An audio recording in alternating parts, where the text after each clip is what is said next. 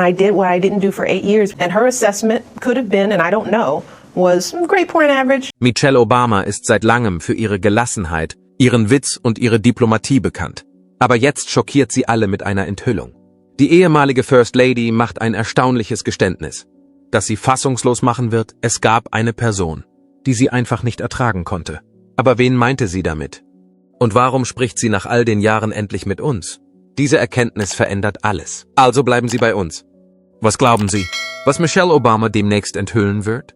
Hinterlassen Sie Ihre Vermutung in den Kommentaren unten und schauen Sie zu, wie wir es veröffentlichen. Die Offenlegung. Michelle Obama machte kürzlich in einem Interview eine schockierende Enthüllung, die sich sofort verbreitete. In meinem Herzen konnte ich sie nicht ausstehen, aber ich habe versucht, geduldig zu sein und darüber hinwegzukommen. Wow. Doch auf wen bezog sich Michelle? Handelt es sich um eine konkurrierende politische Partei, eine bekannte Person aus ihrer Vergangenheit oder vielleicht um jemanden aus ihrem näheren Umfeld? Viele Menschen vermuteten, dass Michelle einen bekannten Politiker meinte, aber die Realität ist viel intimer. In ihren Memoiren Becoming, die zum Bestseller wurden, enthüllte Michelle den Stress, die Konflikte und die Turbulenzen hinter den Kulissen, die die Öffentlichkeit nie zu Gesicht bekam, und schilderte die extremen Belastungen des Lebens im Weißen Haus. Darüber hinaus wird berichtet, dass Michelles Verärgerung sehr persönlich und nicht nur politisch war. Aber auf wen genau bezog sie sich? Im Internet wird eifrig darüber diskutiert, auf wen Michelle in ihrem Geständnis anspielte. Einige spekulieren, dass sie sich auf ein Mitglied ihres eigenen inneren Kreises bezogen haben könnte, während andere annehmen, dass sie einen ehemaligen politischen Rivalen gemeint hat. Es lässt sich jedoch nicht leugnen, dass Michelles Äußerungen die Art und Weise, wie die Menschen ihre früheren Beziehungen wahrnehmen, dauerhaft verändert haben. Ob es etwas mit ihrer Ehe zu tun hat, erfahren Sie an dieser Stelle. Die frühen Jahre des Powerpaares. Die Liebesgeschichte von Michelle und Barack Obama wird schon seit Menschengedenken als Märchen dargestellt. Nach ihrer Begegnung bauen die kluge, unabhängige Frau und der liebenswerte junge Jurastudent ein gemeinsames Leben auf, das sie schließlich ins Weiße Haus führt. Aber was wäre, wenn ich Ihnen sagen würde, dass das Lächeln, die Titelseiten der Zeitschriften und das makellose Aussehen nur Fassade sind? Michelle selbst sagte, dass sie es mehrere Jahre lang nicht mit ihrem Mann aushielt, zu einer Zeit in ihrer Ehe, die von viel Stress, Groll und starken Gefühlen geprägt war. Alles begann, als ihre Beziehung erst am Anfang stand. Michelle Robinson war als Frau nicht wie andere Mädchen. Sie war klug, entschlossen und ehrgeizig, und sie hatte hart gearbeitet, um ihre jetzige Position zu erreichen. Michelle hatte sowohl in Princeton als auch an der Harvard Law School ihren Abschluss gemacht und sich bereits eine beeindruckende Karriere aufgebaut, als sie Barack Obama kennenlernte. Er war ein junger Mann mit hochgesteckten Zielen, aber sonst nichts. Er war das Gegenteil. Er trat als Sommermitarbeiter in ihre Kanzlei ein netter und fröhlicher junger Mann. Michelle wurde ihm als Mentorin zugeteilt. Und anfangs war sie zwar fasziniert von ihm, hatte aber nicht gerade eine tiefe emotionale Bindung zu ihm. Sie war ein vernünftiger Mensch. Er neigte zum Träumen. Sie erfüllte die Anforderungen. Er bereitete ihnen Schwierigkeiten. Doch trotz ihrer Differenzen funkte es zwischen ihnen. Obwohl sie Barack zunächst ablehnte, verliebte sich Michelle in ihn. Menschen können von Barack überzeugt werden, dass sie Teil von etwas sind, das viel größer ist als sie selbst. Schon in den ersten Jahren gab es Anzeichen dafür, dass das Leben mit Barack Obama nicht einfach sein würde. Doch im Laufe der Zeit wurde ihre Beziehung immer enger. Er war sehr leidenschaftlich, was seine Arbeit anging, und las oder diskutierte ständig über Politik, Rassismus und Gerechtigkeitsthemen. Michelle war dankbar für diese Eigenschaft in ihm, aber sie kannte die Realität. Er war nicht die Art von Mann, die einfach nur herumsitzen und ein normales, vorhersehbares Leben führen würde. Der nächste Schritt war die Heirat. Und Michelle dachte wahrscheinlich, dass sie, als sie 1992 endlich heirateten, damit begannen, gleichberechtigte Partner zu werden und ein gemeinsames Leben zu beginnen. Sie hatte nicht damit gerechnet, wie einsam sie sich auf dieser Reise schließlich fühlen würde. Die Erzählung begann auf eine interessante Weise. Sie waren jung, verliebt und arbeiteten sehr hart, um sich eine erfüllte Karriere aufzubauen. Barack engagierte sich ehrenamtlich in der Gemeinde, während Michelle auf der Karriereleiter nach oben kletterte und sich im juristischen Bereich und im öffentlichen Dienst einen Namen machte. Doch dann wurde ihm die Realität bewusst. Obama hatte große Hoffnungen, die Welt zu verändern. Und er musste etwas opfern, um diese Hoffnungen zu erfüllen. Michelle hatte sich diesen Opfern nicht vollständig hingegeben. Als sie anfingen, Kinder zu bekommen, war das die größte Herausforderung. Von dem Zeitpunkt an, als Michelle Mutter wurde, veränderte sich ihr Leben dramatisch. Sie war nicht mehr nur Michelle Robinson, die unabhängige, wohlhabende Frau, im wahrsten Sinne des Wortes. Sie war in erster Linie eine Mutter, und alles andere war zweitrangig. Sie musste die ganze Nacht aufbleiben, um Windeln zu wechseln und dafür zu sorgen, dass ihre Mädchen alles hatten, was sie brauchten. Oh, und wo war Barack? Er war immer unterwegs, setzte sich ein, arbeitete bis spät in die Nacht und arbeitete, während er an seinem Vorschlag arbeitete. Plötzlich befand sich Michelle in einer misslichen Lage, mit der sie nicht gerechnet hatte. Nach außen hin war sie die tapfere und loyale Ehefrau eines aufstrebenden Politstars. Außerhalb der Öffentlichkeit jedoch war sie erschöpft, frustriert und vor allem allein. Sie besaß die Denkweise einer alleinerziehenden Mutter. Barack versicherte ihr, dass alles, was sie taten, für die Zukunft war, für etwas, das größer war als sie selbst, in seiner üblichen kühlen und gelassenen Art. Das änderte jedoch nichts an der Tatsache, dass sie diejenige war, die die Last der Familie zu tragen hatte, während er unterwegs war, um Reden zu halten und gelegentlich Hände zu schütteln.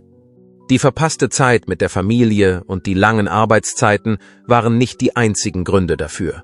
Dies resultierte aus dem emotionalen Tribut, den es für sie bedeutete.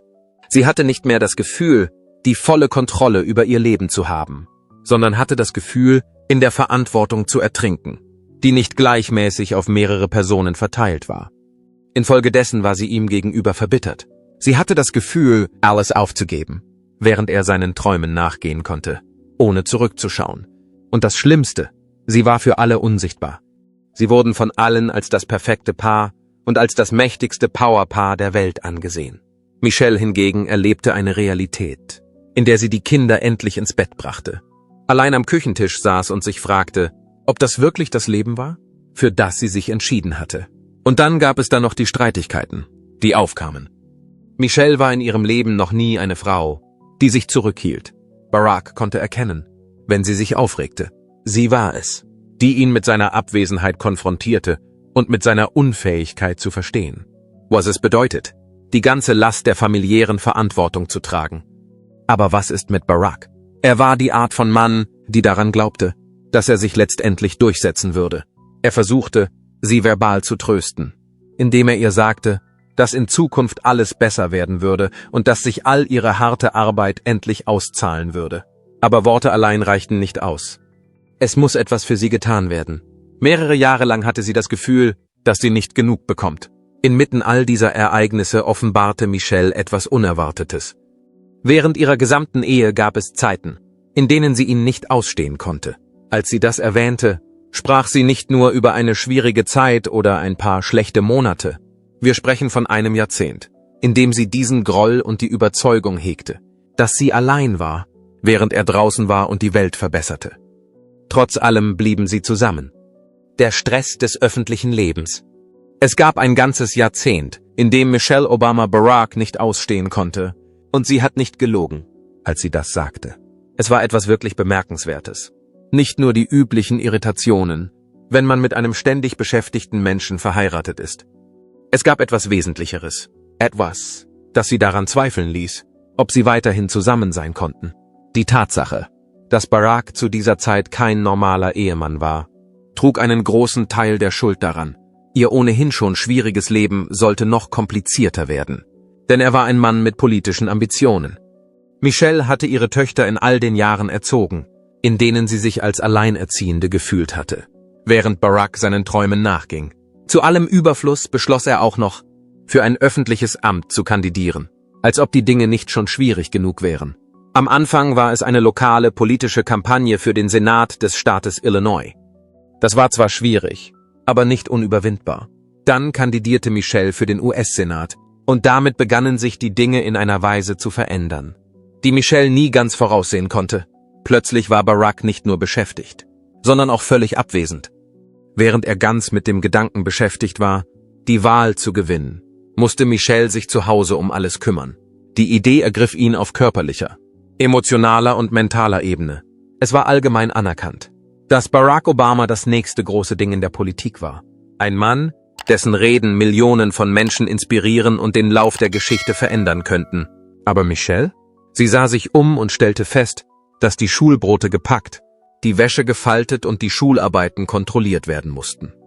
An anderen Morgen war Barack schon weg, bevor jemand anderes aufwachte, während sie in anderen Nächten allein mit den Mädchen auf war. Sie hat beides miterlebt. Der Grund für ihre Irritation war, dass sie eine Ehe sah, die eine One-Woman-Show zu sein schien. Es war nicht nur die Dauer seiner Abwesenheit, sondern auch das mangelnde Verständnis, das er für die Auswirkungen auf sie zu haben schien. Nach einem weiteren anstrengenden Tag, an dem sie alles selbst in die Hand genommen hatte, war Michelle am anderen Ende des Telefons erschöpft. Michelle erzählte ihm, dass sie müde sei, wenn er sie auf der Wahlkampftour anrief, aufgeregt über eine neue Unterstützung oder eine Rede, die er gehalten hatte. Sie sprachen darüber, wie müde sie war und wie sehr sie ihn brauchte, um Presenter zu sein, und er versicherte ihr, dass alles gut gehen würde, aber das taten sie nicht. Die Erklärung dafür ist, dass die Politik für niemanden aufhört, nicht einmal für eine Ehe, die kurz vor dem Ende steht. Dann verlagerte sich die Aufmerksamkeit aller auf die nationale Bühne. Michelle musste eine Entscheidung treffen, als bekannt wurde, dass Barack Präsidentschaftskandidat ist. Sie hatte zwei Möglichkeiten. Sie konnte ihn in Ruhe lassen und ihn dieses Ziel verfolgen lassen. Oder sie konnte an seiner Seite bleiben und ihm eine unterstützende Ehefrau sein. Für jemanden wie Michelle, die sehr unabhängig war und immer ihren eigenen Weg gegangen war dies eine schwierige Entscheidung. Sie war entschlossen, sich nicht auf die Rolle der Ehefrau des Kandidaten reduzieren zu lassen.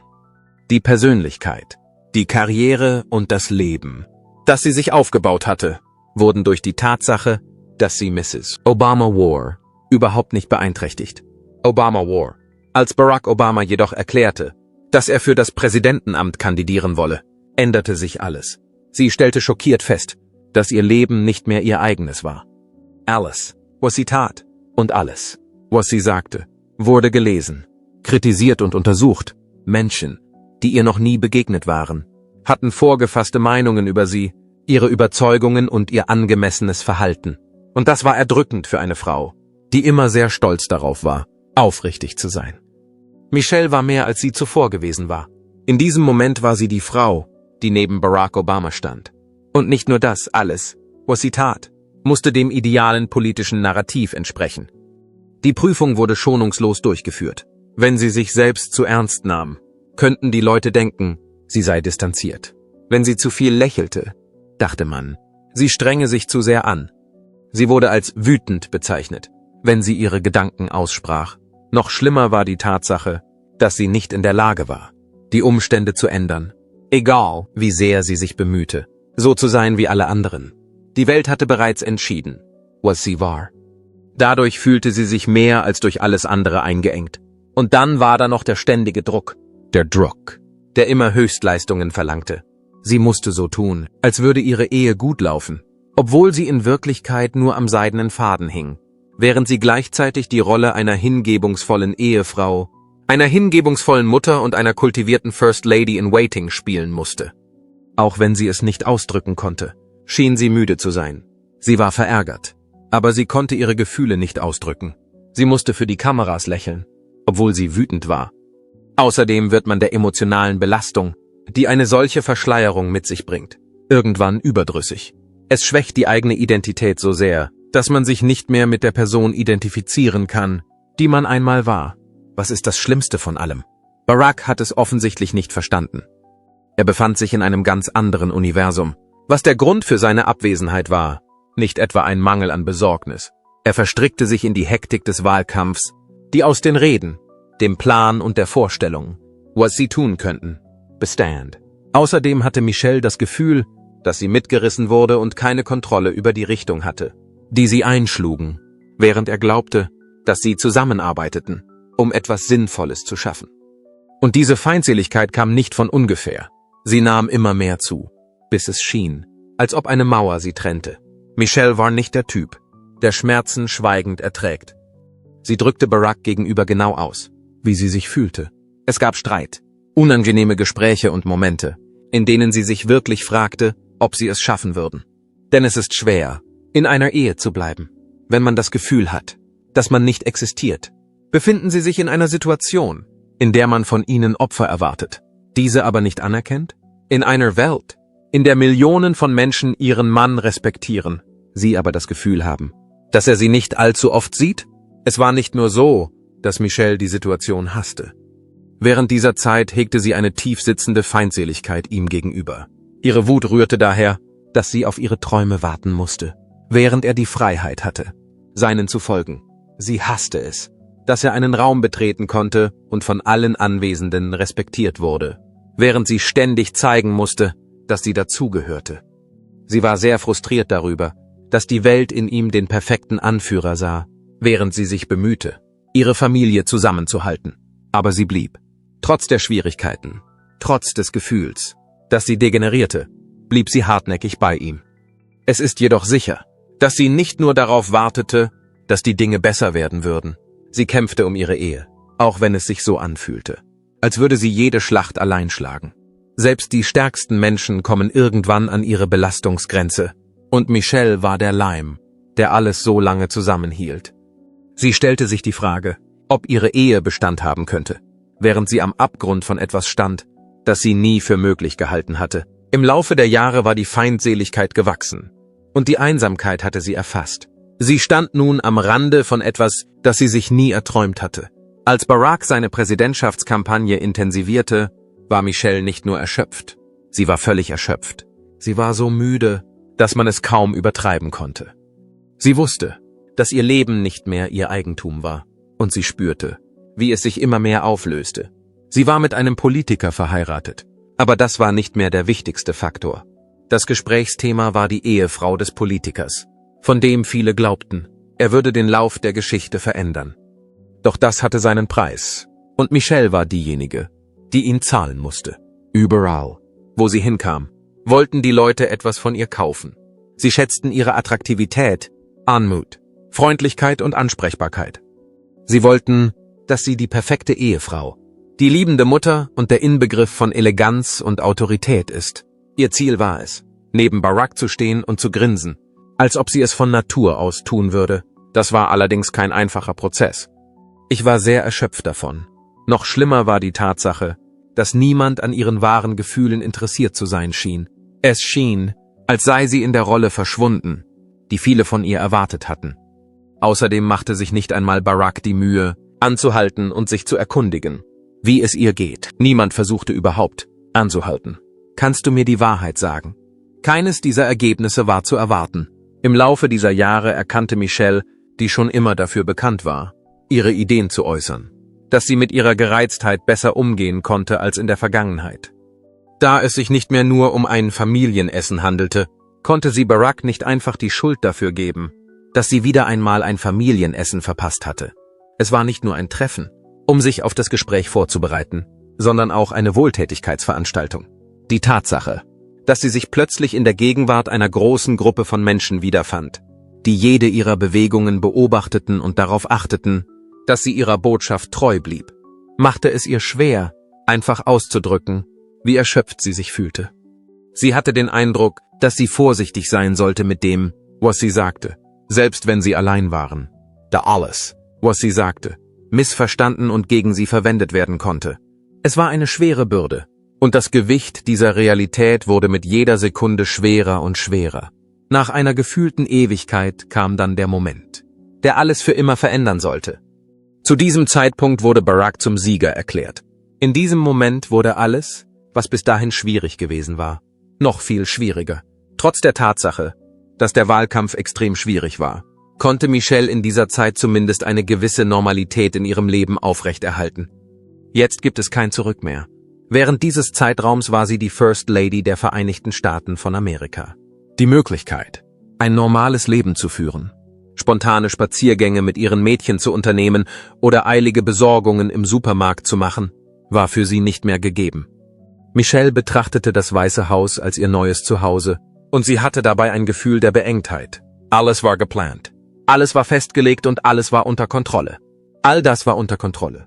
Falls sie in der Vergangenheit jemals das Gefühl gehabt hatte, sich selbst zu verlieren, war es jetzt unbestreitbar.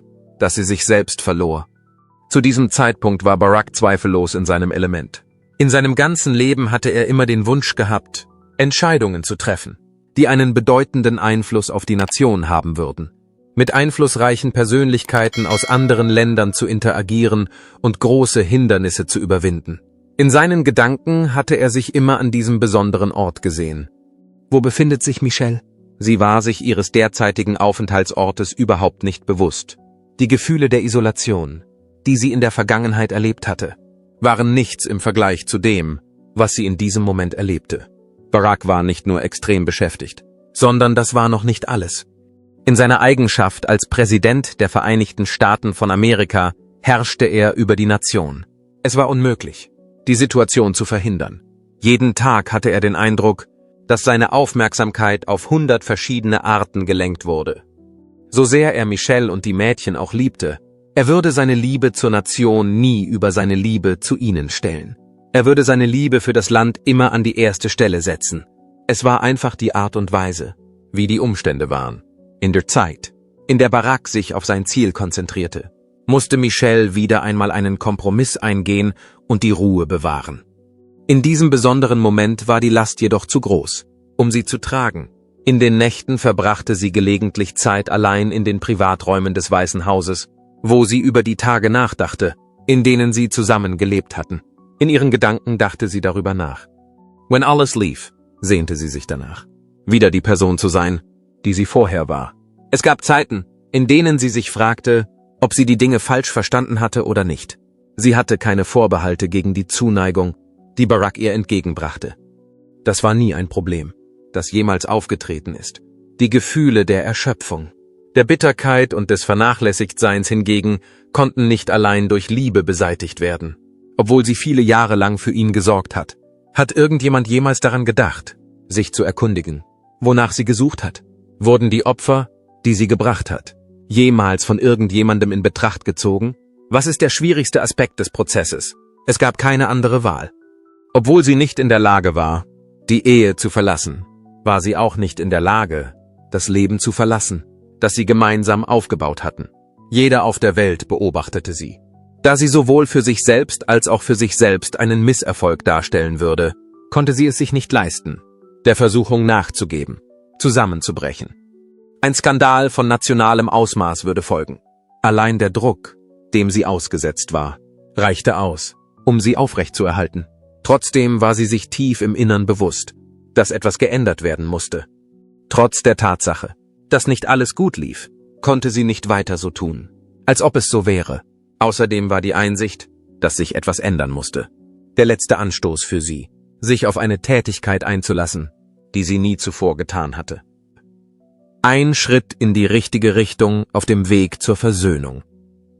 Irgendetwas in ihr war endlich zerbrochen, obwohl sie in ihrem Leben mehr Opfer gebracht hatte, als sie sich je hätte vorstellen können. Es war ihr unmöglich, weiterhin so zu tun, als ob alles gut wäre, obwohl das in Wirklichkeit nicht der Fall war. Es war für sie unmöglich, mit all dem umzugehen, ohne irgendwann der Belastung nachzugeben, die die Situation für sie bedeutete. Sie kam auch zu dem Schluss, dass es an der Zeit war, für sich selbst Stellung zu beziehen. Und das war das erste Mal seit langer Zeit. Doch wie können sie, nachdem sie jahrelang die Bedürfnisse anderer über ihre eigenen gestellt haben, für sich selbst eintreten? Es kann schwierig sein, ihre Stimme wieder zu erlangen, denn die Kakophonie, die durch die Politik, das öffentliche Leben und den ständigen Druck, der auf ihnen lastet, die perfekte First Lady zu sein, entsteht. Welche Taktiken können sie anwenden, um ihre Stimme wieder zu erlangen? Ein Punkt war Michelle zwar bewusst, aber sie hatte nicht alle Antworten parat. Eine Veränderung war notwendig, und sie musste so schnell wie möglich erfolgen. Sie begann mit einem bescheidenen Umfang der Maßnahmen. Abseits der Kameras und des sorgsam gepflegten Images, das die Öffentlichkeit von ihr erwartete, konnte sie Zeiten finden, in denen sie wieder Michelle sein konnte. Die Person, die sie eigentlich sein sollte. Die Tatsache, dass sie zu dieser Zeit nicht die First Lady war, hinderte sie nicht daran, sich in ihrer Rolle als Mutter Zeit für ihre Töchter zu nehmen. Ihre Freunde, die sie gekannt hatten, bevor sie ins nationale Rampenlicht rückte, konnten wieder Kontakt zu ihr aufnehmen, und auch diejenigen, die sie als die Person kannten, die sie wirklich war, und nicht nur als Ehefrau von Barack Obama, konnten dies tun. Dies gelang ihr, indem sie sich Strategien ausdachte, die es ihr ermöglichten, wieder mit ihnen in Kontakt zu treten. Außerdem begann sie allmählich, Stück für Stück, zu der Erkenntnis zu gelangen, dass sie wieder sie selbst geworden war. Die Begegnung mit Barack war jedoch der schwierigste Teil des Prozesses. Sie hatten sich lange Zeit in verschiedenen Universen aufgehalten. Im Gegensatz zu ihm war sie mit den Herausforderungen des Ordnungsdienstes beschäftigt, während er sich mit dem Präsidenten beschäftigte. Obwohl sie gemeinsam Fortschritte machten, hatten sie keine echte Verbindung zueinander. Michelle war sich bewusst, dass sie ihre Beziehung möglicherweise nicht aufrechterhalten konnten, wenn sie die Probleme, die sich in ihrer Ehe entwickelten, nicht ansprachen. Es war nicht einfach, über dieses Problem zu sprechen. Trotz seines Charismas und seiner Brillanz besaß Barack die Fähigkeit, seine Emotionen beiseite zu schieben und sich auf das große Ganze zu konzentrieren, anstatt auf die persönlichen Probleme, die sich direkt vor ihm abspielten. Dies war eine Gabe, die er besaß. Wo befindet sich Michelle? Der Versuch, ihre Gefühle zu verbergen, gehörte nicht zu ihren Stärken. Als sie endlich in der Lage war, mit ihm zu kommunizieren, machte sie keine Anstalten, ihre Gefühle zu verbergen. In ihrem Gespräch mit ihm äußerte sie die gleichen Gefühle, die sie schon seit geraumer Zeit hegte, darunter Einsamkeit, Bitterkeit und Müdigkeit. Gerade zu diesem Zeitpunkt teilte sie ihm ihre Erfahrung mit, dass sie das Gefühl hatte, zu verschwinden, als hätte sie viel für seine Wünsche geopfert. Aber niemand hatte sich jemals die Mühe gemacht, sie nach ihren Wünschen zu fragen. Außerdem stellte Barack keine Bedingungen für einen Wechsel. Er machte keine Anstalten, sich zu entschuldigen, zeigte nicht seine typische gute Laune und spendete dem Opfer keinerlei Trost. Anders ausgedrückt, er hat zugehört. Darüber hinaus war dies die erste Phase des Heilungsprozesses.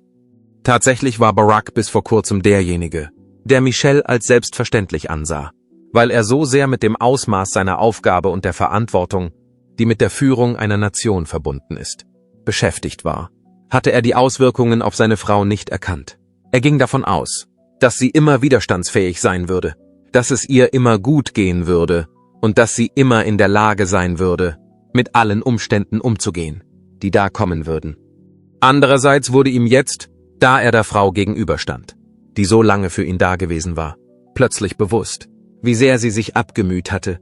Aus diesem Grund kamen sie zu einem Entschluss. Sie wollten ihre Ehe nicht nur in der Öffentlichkeit verteidigen, sondern sie auch gewaltsam schützen. Dazu mussten sie sich auf ein Vorgehen einlassen, das bisher noch nicht versucht worden war. Die Teilnahme an einer Behandlungssitzung. In Anbetracht der Umstände war es für ein Ehepaar wie die Obamas keine leichte Entscheidung, sich für eine Therapie zu entscheiden. Sie verfügten über ein hohes Maß an Intelligenz, waren selbstständig und fähige Menschen, die es gewohnt waren, eigenständig Lösungen für Probleme zu finden. Ihre Ehe hingegen war so weit fortgeschritten, dass sie nicht mehr in der Lage waren, eigenständig eine Lösung für das Problem zu finden. Es erfüllte alle ihre Anforderungen. Sie brauchten eine gewisse Orientierung. Außerdem war das Wichtigste, was sie brauchten, ein Ort, an dem sie ehrlich sein konnten, ohne das Gefühl zu haben, dass die ganze Welt gegen sie arbeitet. Als ich anfing, war das eine wirklich frustrierende Erfahrung. Im Laufe der Behandlung waren sie gezwungen, Sorgen anzusprechen, die sie jahrelang verdrängt hatten. Ungelöste Meinungsverschiedenheiten, Verletzungen in der Vergangenheit und die Umstände, die zu einer zunehmenden Isolation voneinander geführt hatten, trugen alle dazu bei. Dies war etwas, das getan werden musste, egal wie schwierig es war. Sie waren in der Lage, einander aktiv zuzuhören, sich den Kummer einzugestehen, den sie in sich trugen, und den Prozess des Wiederaufbaus ihrer Beziehung von Grund auf zu beginnen. Andererseits war es mehr als nur ein Gespräch. Es war wichtig, dass sie sich gemeinsam bemühten, die Art und Weise, wie sie sich gegenseitig präsentierten, zu ändern, denn das war lebenswichtig. Indem er mehr Präsenz zeigte, konnte Barack lernen, die Anforderungen seiner Karriere mit den Anforderungen seiner Familie in Einklang zu bringen, ohne eine von beiden zu opfern. Michelle musste lernen, ihre Bedürfnisse mitzuteilen, anstatt ihre Gefühle zu unterdrücken, bis sie in Wut und Bitterkeit umschlugen. Sie mussten neu bewerten, was es bedeutet, eine Beziehung zu führen, nicht nur als politisches Paar, sondern auch als zwei Menschen, die einander wirklich lieben und sich wünschen, dass ihre Ehe erfolgreich ist. In kürzester Zeit wurde eine Lösung gefunden. Es gab immer noch Herausforderungen zu bewältigen. Es gab Zeiten, in denen sie sich ärgerten, und es gab Umstände, in denen es schien, als würde das Universum sie in entgegengesetzte Richtungen treiben. Trotzdem steckten sie wirklich zusammen drin, und zwar zum ersten Mal in ihrem ganzen Leben. Michelle unternahm den Prozess der Rekonstruktion ihrer Identität trotz all dieser Ereignisse. Sie war in der Lage, ihre eigenen Interessen zu verfolgen. Und zwar auf eine Art und Weise, die einzigartig für sie war, indem sie ihren Status als Baracks Frau zusätzlich zu ihrer eigenen Macht nutzte. Sie war in der Lage, dies auf eine Weise zu tun, die speziell auf sie zugeschnitten war, indem sie Programme ins Leben rief, die für sie von Bedeutung waren. Und ihre Meinung zu Themen äußerte, die für sie von Bedeutung waren. Zeigte sie sowohl sich selbst als auch dem Rest der Welt, dass sie mehr war als nur die First Lady. In diesem Fall war es Michelle Obama. Könnte das Barack sein? Außerdem beobachtete er das Geschehen nicht nur vom Rande aus. Er unternahm die notwendigen Schritte, um sicherzustellen, dass sie sich seiner Ermutigung und Unterstützung sowie der Tatsache bewusst war, dass ihre Ziele ebenso wichtig waren wie seine. Sie hatten sich endlich wieder den Dingen zugewandt, die ihnen wirklich wichtig waren, nämlich einander. Es war ein Moment, den sie erreicht hatten, eine Veränderung und ein Wendepunkt auf ihrem Weg. Ihre Beziehung war auf eine Art und Weise auf die Probe gestellt worden, die sich die meisten Paare nicht einmal vorstellen konnten. In den Jahren, die vergangen waren, gab es Jahre der Feindschaft, Jahre des Kampfes und Jahre, in denen Michelle daran gezweifelt hatte, ob sie jemals überleben würden. Aber sie haben nicht nur überlebt, sondern auch mehr erreicht. Egal, was passiert ist. Sie haben sich entschieden, zusammen zu sein. Vor allem deshalb, weil Liebe nicht nur bedeutet, sich an den schönen Zeiten zu erfreuen, sondern auch, die schweren Zeiten durchzustehen. Und Barack und Michelle, es war ein Kampf zwischen ihnen. Diese unerwartete Untersuchung zeigt, dass selbst die gefasstesten CEOs für emotionale Ausbrüche und Frustrationen anfällig sind, die sie nicht kontrollieren können. Wir möchten jedoch sofort von Ihnen hören, wen Michelle Obama Ihrer Meinung nach gemeint hat. Bitte teilen Sie uns Ihre Meinung in den Kommentaren unten mit. Vergessen Sie nicht, uns zu mögen, zu abonnieren und Benachrichtigungen zu aktivieren. Wenn Sie politische Nachrichten, Enthüllungen über prominente und exklusive Updates mögen. Wir freuen uns über Ihren Besuch und hoffen, Sie bald wiederzusehen.